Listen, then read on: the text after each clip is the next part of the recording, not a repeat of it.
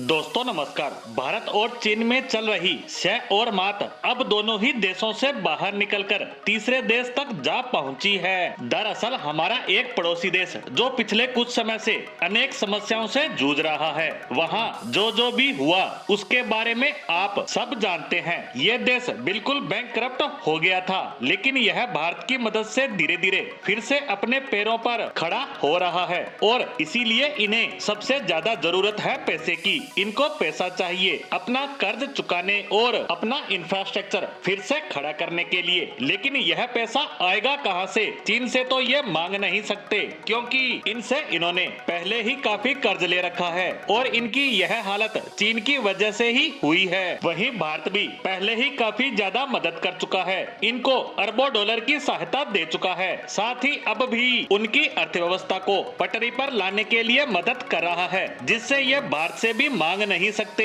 वहीं IMF से तो बैंकक्रप्ट होने के बाद कर्ज लेने के बारे में सोचा भी नहीं जा सकता, क्योंकि उनकी शर्तें ही इतनी खतरनाक होती है। ऐसे में श्रीलंका के लिए यह सवाल खड़ा था कि पैसा लाए तो लाए कहां से। ऐसे में इन्होंने तरकीब निकाली कि हमें सरकारी कंपनियों को बेचना चाहिए, सरकारी संपत्तियों को बेचना चाहिए, जिससे धन जुटाया जाएगा, जिससे ये अपनी अर्थव्यवस्था को रफ्तार दे पाएंगे। इसके लिए श्रीलंका में ऐसी कंपनियों की तलाश शुरू हो गई जो काफी बड़ी हो, ताकि उनकी संपत्तियों को बेचा जा सके, वहीं यह प्रॉफिट में भी हो, ताकि वह देश में अच्छे से बिजनेस भी कर सके। तो ऐसी कंपनियों की लिस्ट में सबसे ऊपर नाम था श्रीलंका टेलीकॉम्स कंपनी का। दरअसल ये श्रीलंका की सबसे बड़ी टेलीकॉम कंपनी है, बिल्कुल वैसे ही जैसे भारत में BSNL और श्रीलंका में टेलीकॉम कंपनियों में कंपटीशन कम है, तो इनकी ये कंपनी काफी प्रॉफिट में है। लेकिन इसके साथ एक समस्या है कि इसकी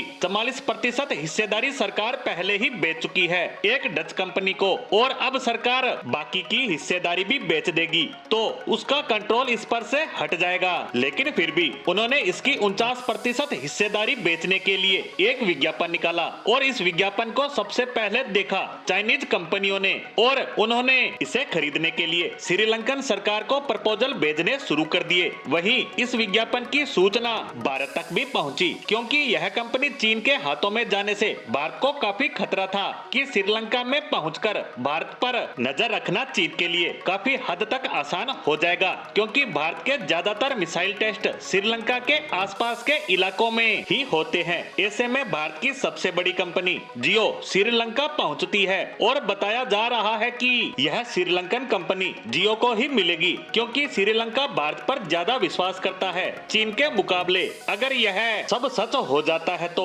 श्रीलंका का पूरा टेलीकॉम सेक्टर भारत के हाथ में आ जाएगा और चीन मुंह ताकता रह जाएगा। लेकिन इसके लिए हमें कुछ दिनों का इंतजार करना होगा, जिस पर खबर आते ही आप तक जरूर पहुंचाई जाएगी। इसी के साथ हमारी आज की पोस्ट को विराम देते हैं। धन्यवाद।